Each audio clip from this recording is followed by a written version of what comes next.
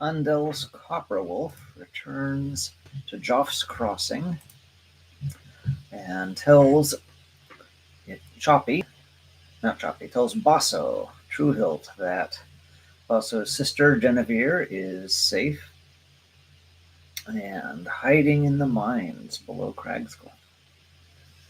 She is not a captive of the Jackblades, but is trying to spy and eavesdrop and find some way to. She's not sure.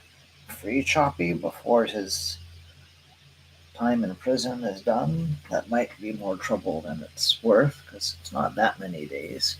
Check on him, certainly. She's still not sure if he is being treated terribly or not. Maybe cause trouble for the Jackblades. They are certainly provoking the townsfolk.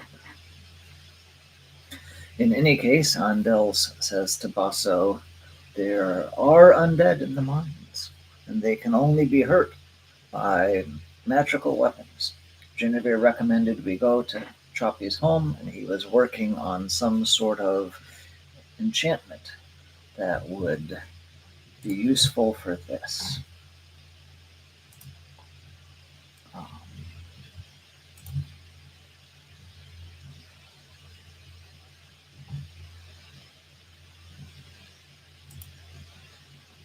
I have a bookmark that is obsolete. One moment. So, musing is a skill that all characters have. Andelz is terrible at it. And you can hold pieces of artwork during a magical trance to enchant them.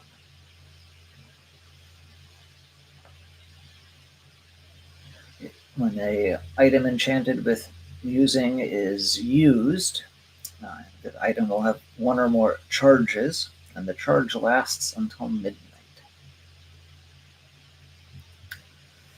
So, like other types of magical crafting, alchemy, or machinery, then it requires a recipe. Andelz is not skilled enough at musing to improvise this. You could possibly do that if you were better at it with a penalty. But perhaps if Choppy has a recipe ready, then Andelz or Basso could follow it. So they want to go to Choppy's house. They walk through town from Basso's home to Choppy's and are approached by Dirk Eckett, who I believe we have met before 2 episodes ago when Andelz first came to Joff's Crossing. He was a pawnbroker to thieves and says he was recently released from Crag's Cleft for informing on other criminals. He says something like, I was released after ratting on some friends who burgle, and it shames me. I'm not asking for sympathy. If I was a kleptomaniac pickpocket or a pyromaniac arsonist, then a lack of control wouldn't make me any less guilty. And for me, ratting out my friends, I can't control it. Some days I'm more of a rat than others. But he approaches Andelz and says, hey, I hear you're an errant trying to help. Just thought you should know there's 3 guys staying in Joff's Crossing claiming to be traveling merchants. But they have the accent of someone from the kingdom of Stoneridge, where I'm from and the Jackblades are from. They're trying to hide it, but if you've been to Stoneridge, it's easy to hear. Don't know what they're doing in Joff's Crossing. If they're informants for Warden Izzet and his Jackblades or someone else. But I thought you should know. Because if you're an errant, you know I'm telling the truth, and I know you're trying to help people. And in this town, well, even someone that in another place was a criminal, I can appreciate trying to make things better for people. There's honor among thieves, somewhat, and you know, one reason I wasn't actually a thief myself is I don't want to make people miserable. I just want to help people get by. And sometimes that's the best we can do. You know what I'm saying? Andelz does not share that in Arlonac town he grew up in a gang and knows very well what Dirk is trying to say.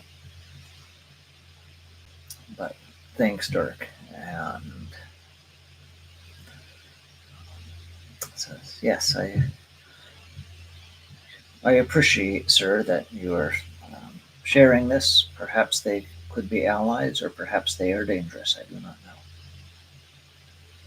None of them have approached me. In any case, if I am first trying to get equipment and deal with undead, that will help everyone.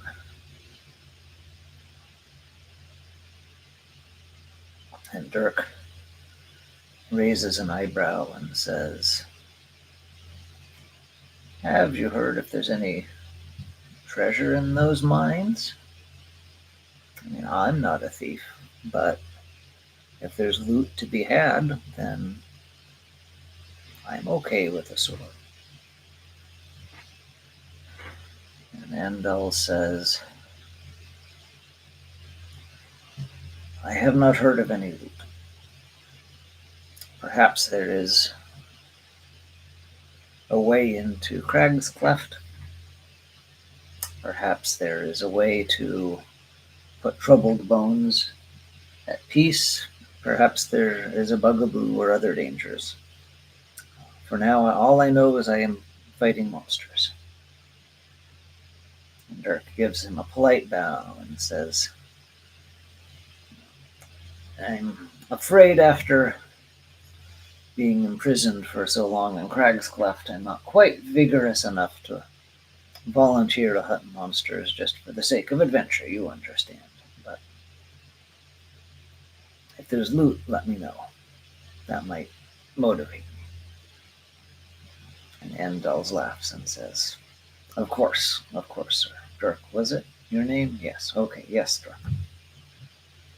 And then Andelz and Basso go on their way.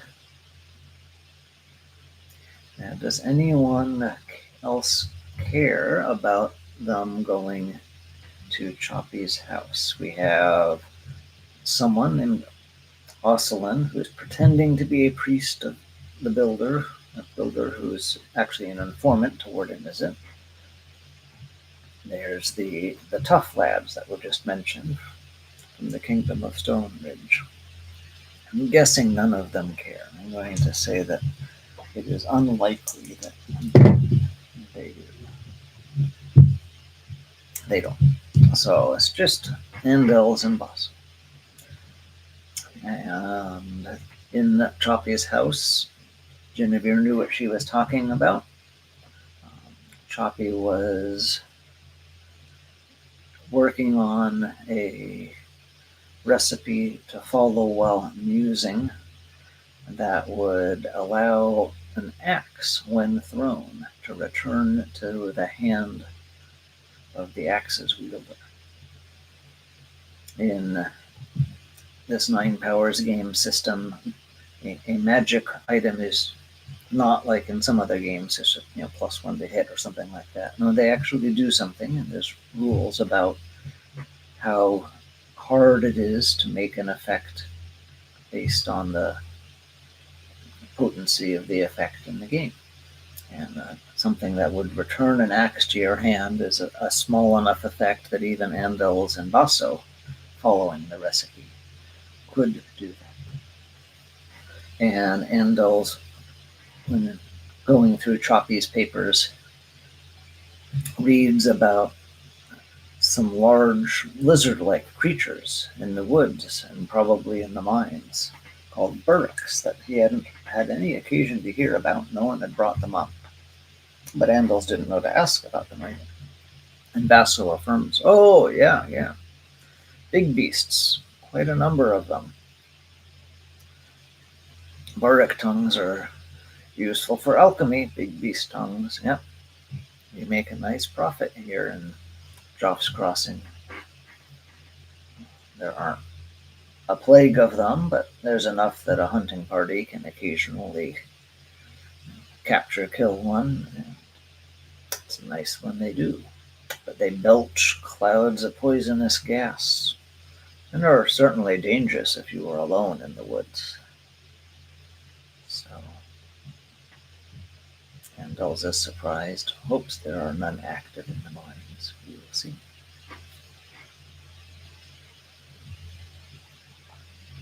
So, if I remember things right, then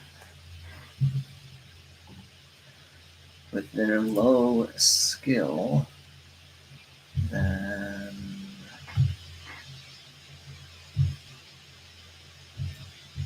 they can make an item with more than one charge. It would just be more expensive. And I'm not going to be that nice to them. So there is one axe that Choppy has made with some carving on the blade, some more ornate decoration on the handle. It is both a useful tool for a woodcutter like Choppy and a respectable piece of artwork.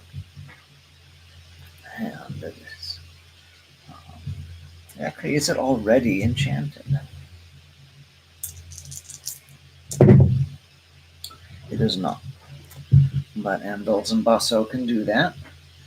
And already determined they're not going to be interrupted. No one else really noticed or cared that they're at Choppy's home. So it takes them about 10 minutes to actually do the trance, as well as whatever preparations they need, since they aren't terribly fluent at this. And it gets done. They have an axe that, once they activate it, will return to their hand when they throw it.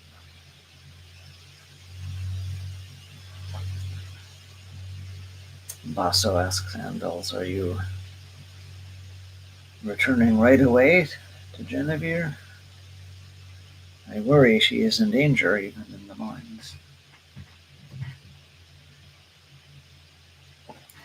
And Andelz thinks a bit and says, she recommended I talk to a priest in the village to perhaps get some advice or blessing. Now, this is a priest of the Builder. Builder is one of the 9 powers in charge of technology, cooperation, and winter. Teaching about invention with its exaltations and monotonous conformity, which can be a little depressing.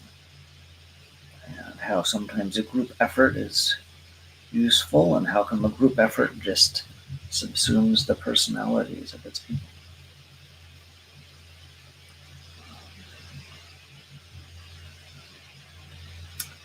So nothing terribly relevant to what's happening here this time of year.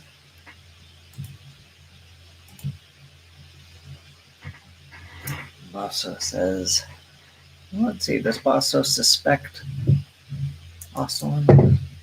Oh, certainly not. That's a wonderful idea, Basso says. Oscelin is reasonably wise and talks to many people.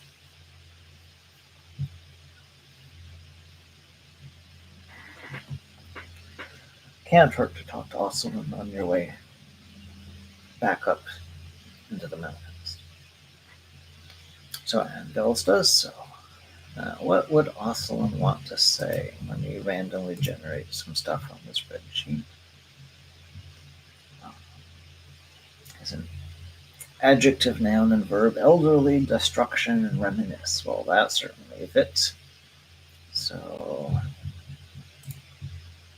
Ocelin is old and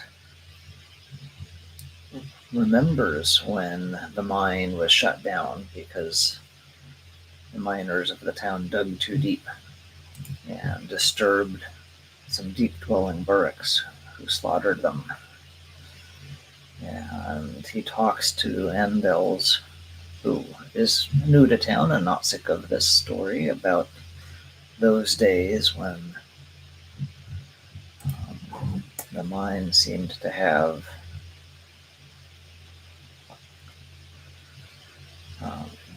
just silver and iron enough to make all the villagers happy and wealthy.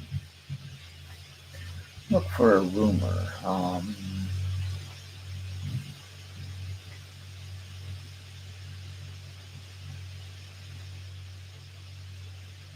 The complication is that a foe is learning something about new information, and that works when you're talking to your enemy's informant.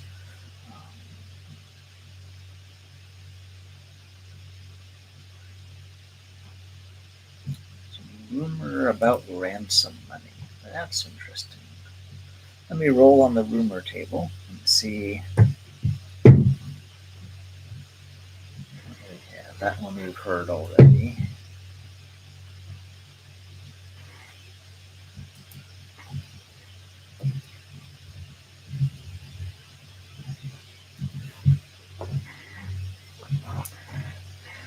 So Ocelin says, "You know, Errant, that I've heard something that might interest you. Warden is it who runs Crag's Cleft? Well, he's not a very likable man. Hard, sometimes cruel. And I heard from some jackblades that came to town to relax and drink that Warden Izzet has some kind of magical thing that he uses to keep everyone in line, and that these jackblades, they don't have real loyalty to him. They'd probably be easily bribed. In fact, I think that anyone who could steal away whatever this magical thing is, that person could be a hero. And someone nicer could run Crag's Cleft and not be as cruel to the prisoners and not work the guards so hard."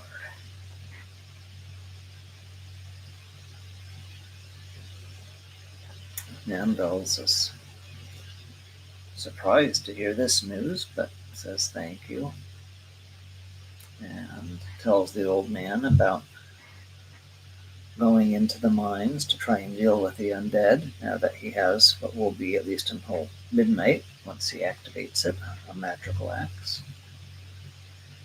And Ocelin says thank you. Now, does Ocelin want to send some message up to Crag's Cleft immediately? No. The fact that a willing wannabe hero is going to beat up some skeletons, or that news can wait till later. So he says goodbye, and Andelz returns to the mines. He more or less knows where to go to meet up with Genevieve, and she can hear him coming and see his lantern light. So they meet up again without trouble. And I think we need a combat. It's been 2 people. So he enters the mines, goes to where he met her the first time, tries to follow her footprints. He's pretty good at tracking. does an excellent job. So he's going the right way and knows that. She's not going down deeper into the mines. That would be dangerous. She's staying more or less level, going back further to a place that probably is, to her, safe and private. And he calls out, "Genevieve, I'm back. You were right, Genevieve. Basso, Choppy, it all worked out. Well, Choppy's house, at least. Should we try and make it to Cragscliff? Genevieve, where are you?" A strange noise and a rumbling, and not a shaking, the noise of a lot of dirt and motion. And he hears Genevieve shriek. He's running, and he runs toward. He is calling out to them, "Stop the shouting, you fool! You've attracted Burricks." And about where they meet, the walls to that part of the mine passageway, closer to where Andelz just was, the walls burst open. How many of these Burricks are there? Let's see. 3 of them. They look like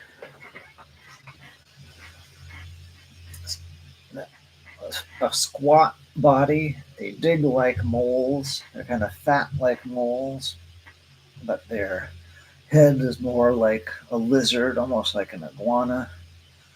And they have a tail. And one of them has a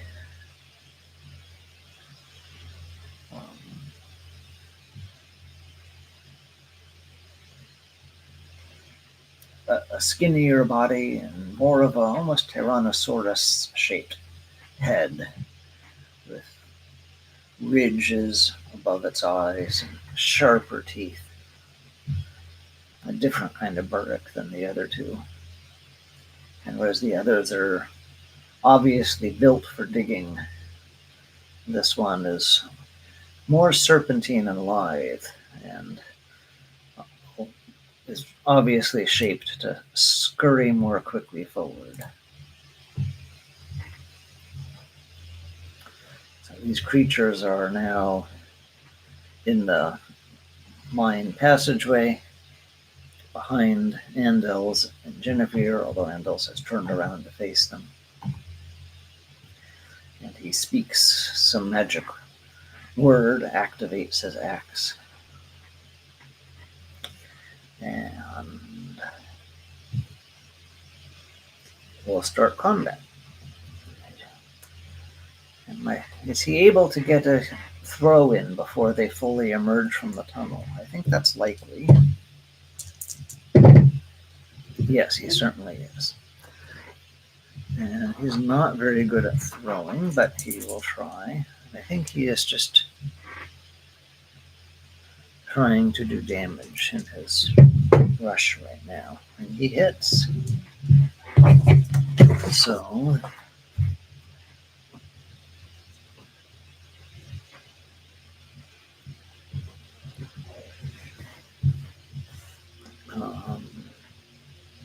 with just a medium attack, he would be potentially doing 2 damage.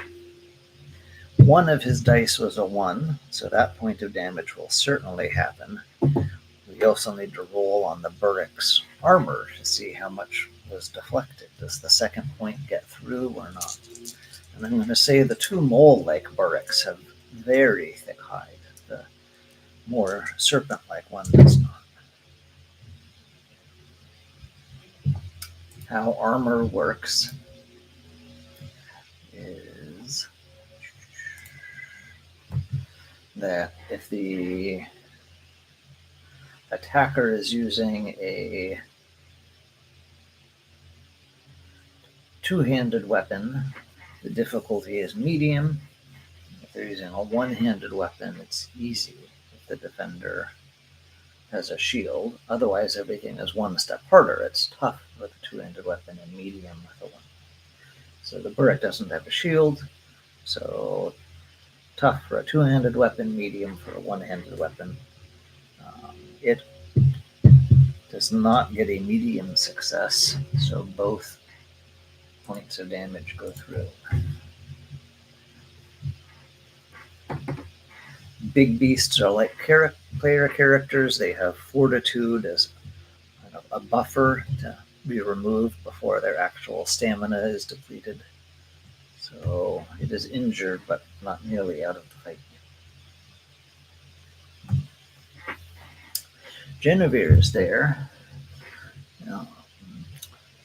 She probably has her bow with her, and maybe even has drawn an arrow, knowing what's coming up. But I think she is perceptive, as someone who's a hunter in the woods normally. So she is going to try and look for some weak spot in these creatures. If she succeeds, then her twos will also ignore armor for the next 1, 2, or 3 turns based on if her attempt is easy, medium, or tough. I'm going to say she is quite perceptive, 4 dice, and have her try a tough perception. It's hard to see a weakness as they're just emerging. No ones, but also no twos, so even if she had tried medium, it wouldn't have mattered. So they just look thickly armored so far with their scaly hide. Okay, that was sort of the advanced round. In the future, we'll just go down the list of skills on the character sheet. So shoot, throw will go first. So Andelz catches the axe as it comes back and throws it again. He's just going to try medium. Well, and 2 ones. Doesn't matter what armor roll the Burrick has. Now, I don't have stats for these monsters. I'm just going to compare them to something I already have.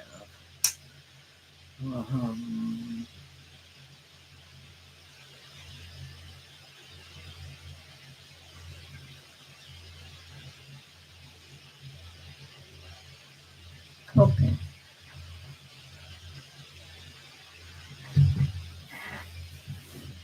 I think they'll be similar to a big beast. That's just kind of a dog or a warg or something. If they manage to gang up on people, can knock them down, and are reasonably good at both melee and especially wrestle.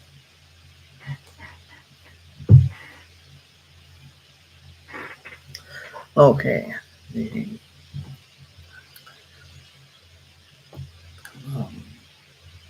Do all 3 of the Burricks manage to get out of their tunnel in time? I'm not going to roll. I'm just going to say sure, that's true. And they run forward. The 2 that are more squat are in front, and they're going to try and knock down Andelz. So they are very good at that.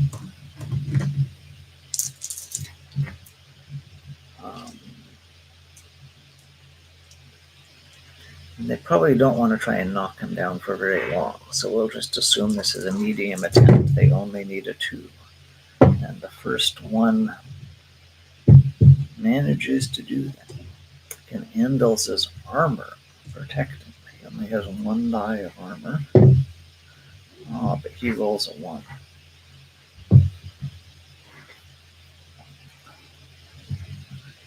And the rules are a little vague about armor and wrestling.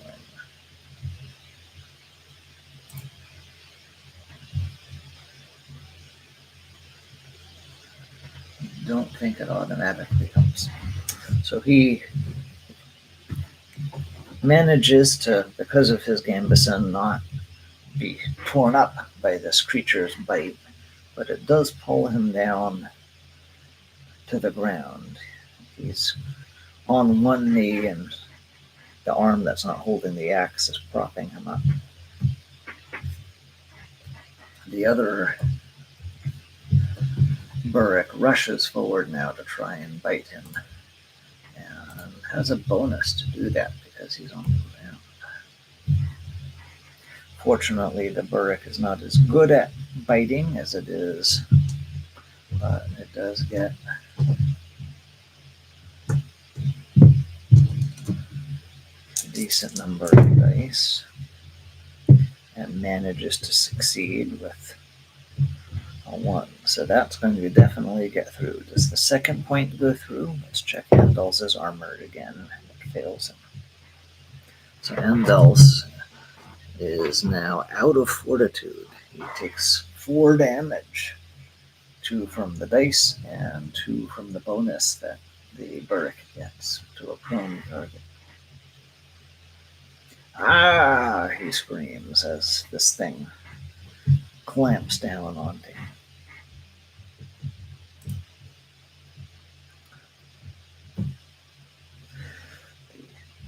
The third Burrick is charging at Genevieve. Let's see if it manages to knock her down. And I think medium is sufficient, and it does. I'm not going to worry about armor, because that really doesn't matter for wrestling. These two are in tough shape.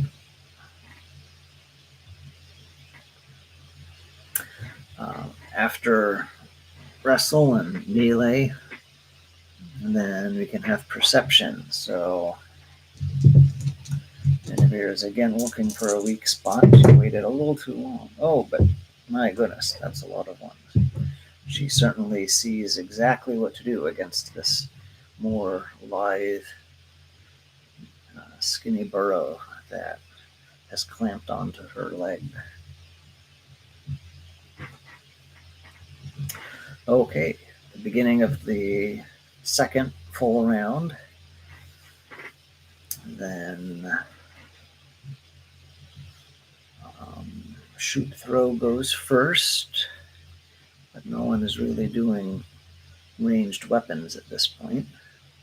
Melee is next. We'll let the heroes go first.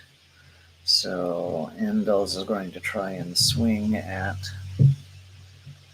the Burrick that has grabbed his arm, force it to let go so he can stand back up again. Wow, good hit, Andelz. So that Burrick is close to dying. That's the last point of stamina. Does it flee? I'm going to guess that's probable. Yes, it flees.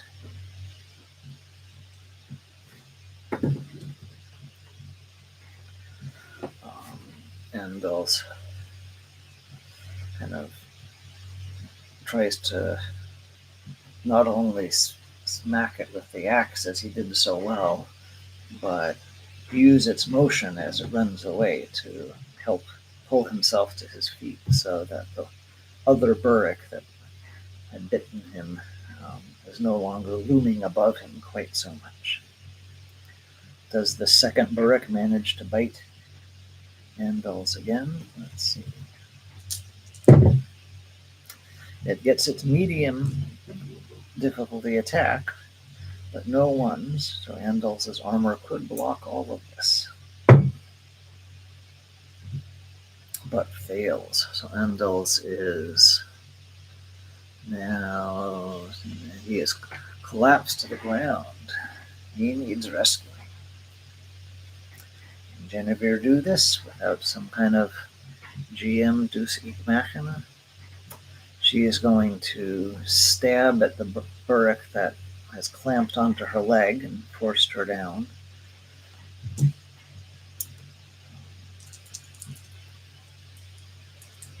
And her twos will also get through. She gets 2 points of damage.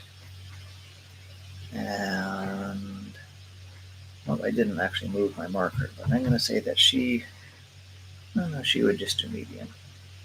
Wouldn't want to risk missing. So she does both points of damage for sure. The Burrick's armor isn't going to protect him.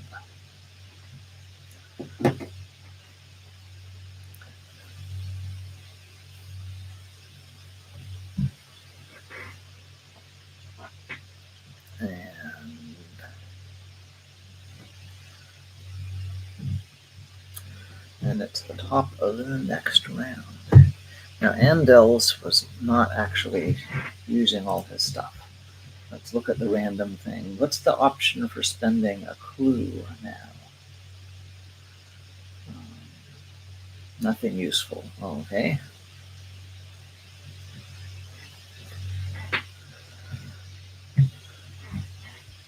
Did I put in the rules that he could spend leverage and being set up well on an armor roll?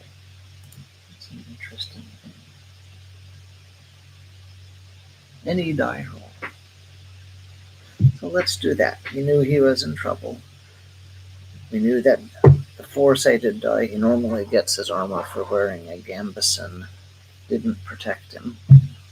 Let's have him spend those 2 and see if he can get a 2 or less. No, his armor still fails. We don't have to go back in time and retcon that. He is still beating him. Okay, well, in that case, the Burrick that is near him might continue just chomping on him, or might try and take down Genevieve. I'm going to say that there's a 3 out of 4 chance it moves to Genevieve, because they do seem to be instinctively about taking down prone foes, which she is. Or maybe not all the way prone, but knocked down. Yes, it charges at her and tries to bite her. And at least 1 point gets through. She has better armor than Andelz. But her armor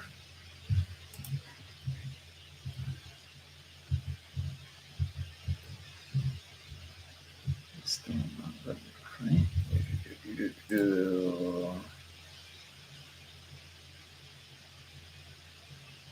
Yeah, she needs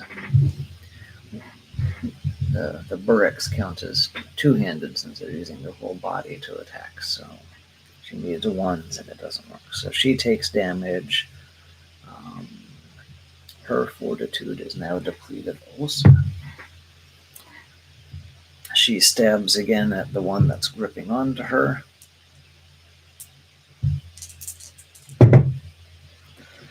Misses.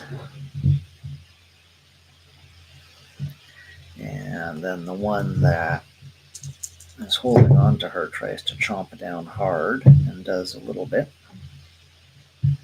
Does her armor protect her from that? No, it does not. She is in trouble, but not quite down. She screams. Since I don't want both of my characters eaten by Burricks, then I'm going to say that we knew she was an alchemist. She takes some potion out of her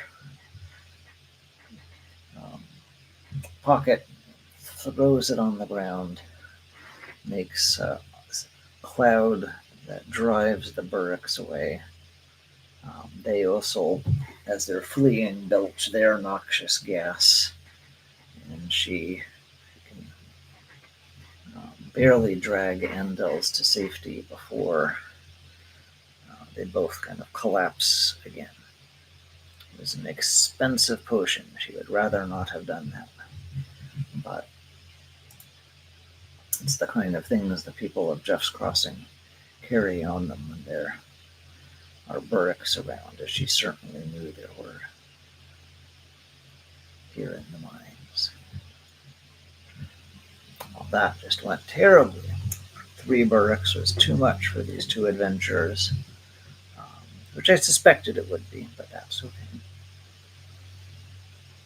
We'll see what happens. They need some help in the mines, or at least better strategy. And we'll continue next time.